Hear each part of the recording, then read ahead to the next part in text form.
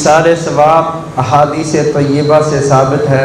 ایصال ثواب کا مطلب یہ ہے کہ انسان کی عمر اللہ نے 60 سال، 70 سال، 90 سال، 100 سال، جس قدر بھی اللہ نے مقرر فرمائی، ان 100 سالوں میں، ان 70 سالوں میں، اس زندگی میں اس انسان نے گناہ بھی کیے، نیکیاں بھی کی۔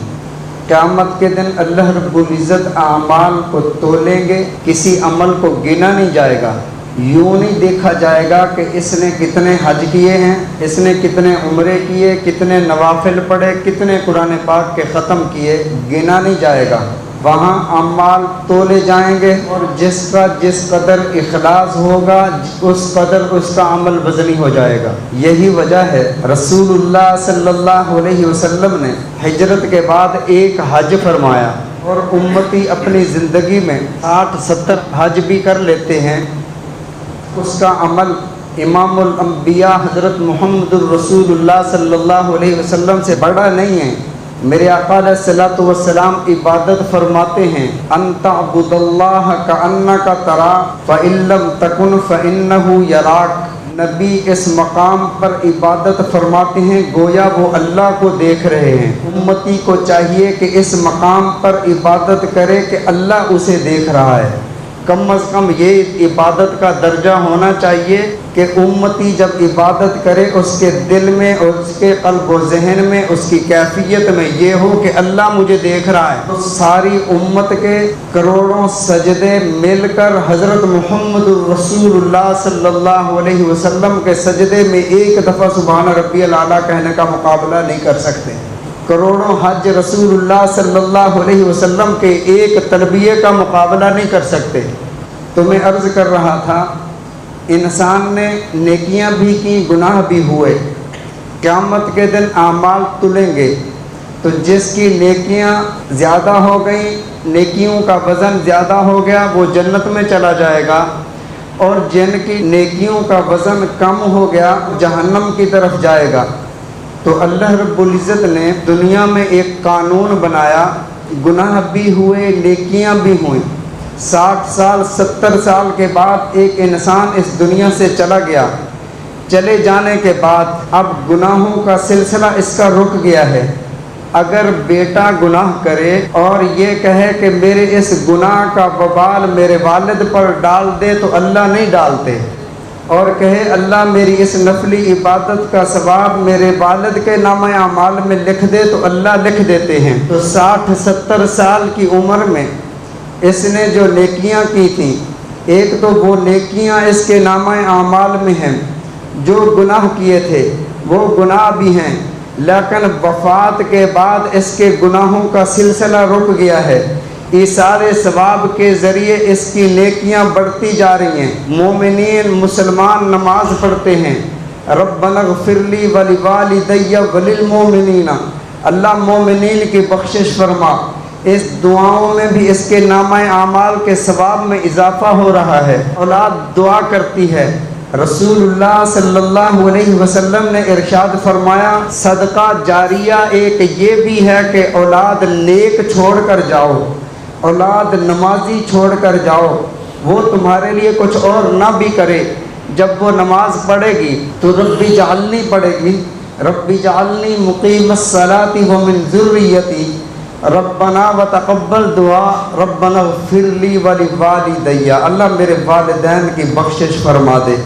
تو یہ صدقہ جاریہ ہے۔ پھر یہ اپنی اولاد کو نیک بنائے گا، اور اس کی اولاد نماز پڑھے گی، یہ کہے گی ربنا اغفر لی ولوالدی، تو تیرے نامہ اعمال میں تیری اولاد کی دعا کا بھی ثواب مل رہا ہے۔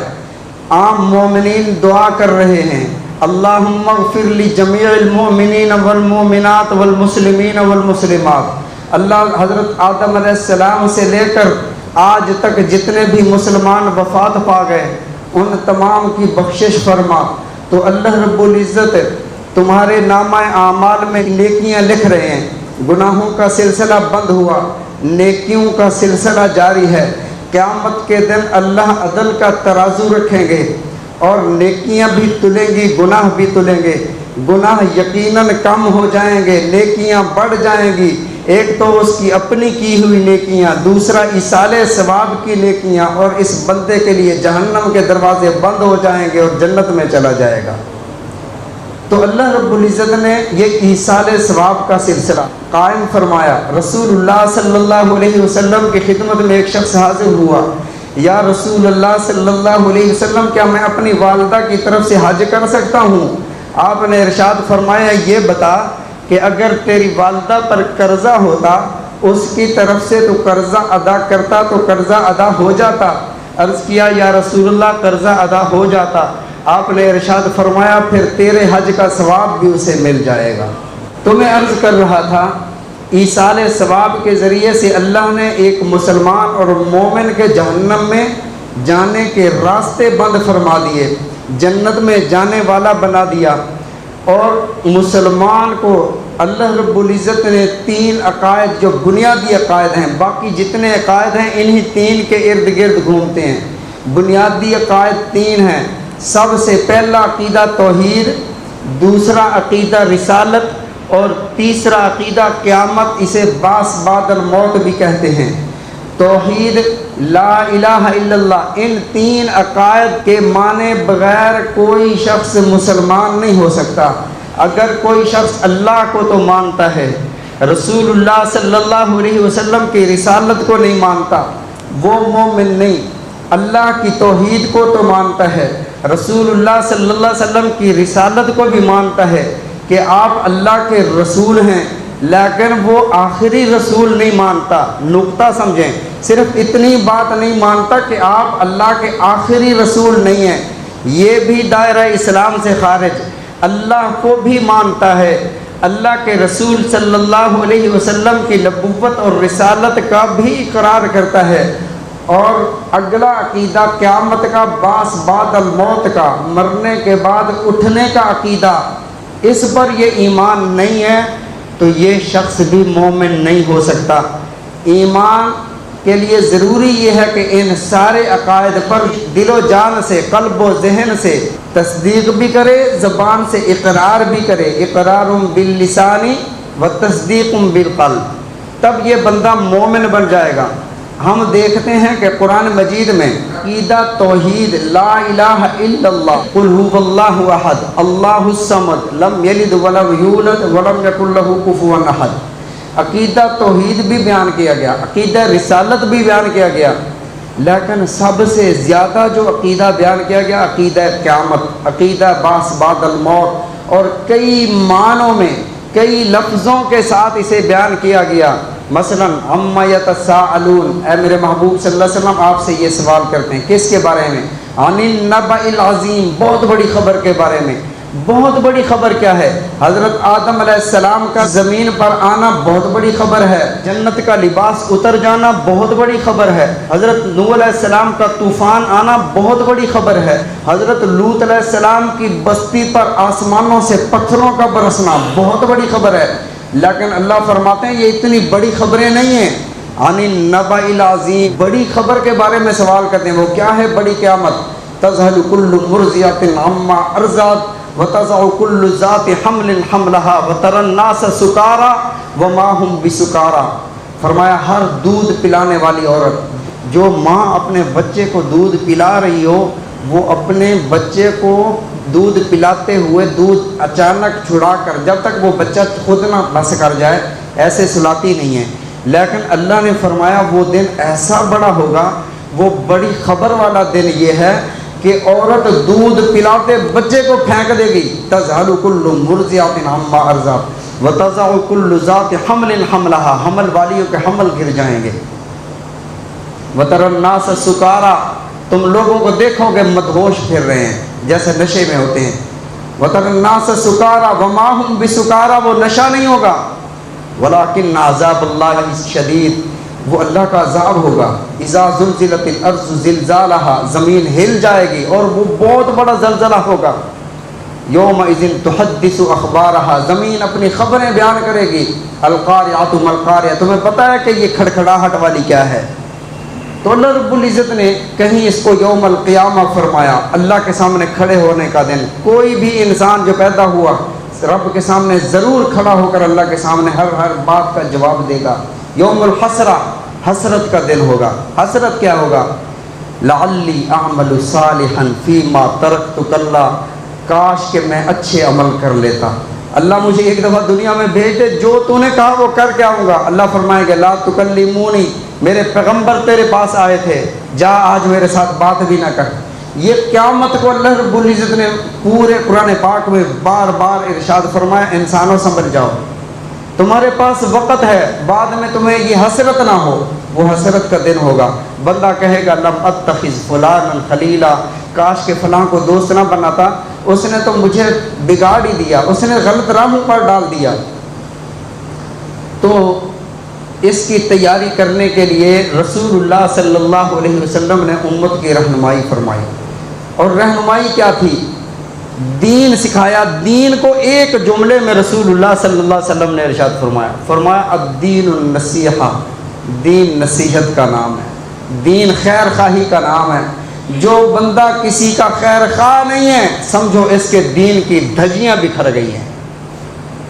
خیر خواہی، صحابہ کرام رضوان اللہ علیہم اجمعین جنگ میں ہیں، اور حالت جنگ میں ایک صحابی زخمی ہیں، ان کے کزن فرماتے ہیں کہ العطش العطش، پیاس پیاس، پانی لاؤ۔ فرماتے ہیں مشکیزہ لے کر گیا، جیسے ہی میں ان کے پاس پہنچا تو قریب سے اور آواز آئی العطش، مجھے بھی پیاس ہے۔ تو یہ جو پیاسا تھا جس نے پہلے پانی مانگا تھا، اس نے کہا یار پہلے میرے بھائی کو پلا، میں بعد میں پی لوں گا۔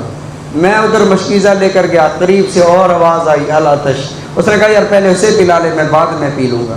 میں اس کی طرف گیا، پھر آگے سے آواز آئی، 7 آدمیوں تک آواز آتی رہی، میں 7ویں کے پاس پہنچا تو وہ شہید ہو چکا تھا۔ میں پہلے کے پاس آیا، وہ بھی شہید ہو چکا تھا۔ دوسرے کے پاس آیا، وہ بھی شہید ہو چکا تھا۔ 7 شہید ہو گئے تھے۔ اللہ نے قرآن نازل فرمایا یؤثرون علی انفسہم ولو کان بہم خصاصہ، اپنے آپ پر دوسروں کو ترجیح دیتے ہیں۔ شیخ ابو الحسن نوری رحمۃ اللہ علیہ بہت بڑے اللہ والے گزرے ہیں، 295 ہجری میں ان کا انتقال ہوا۔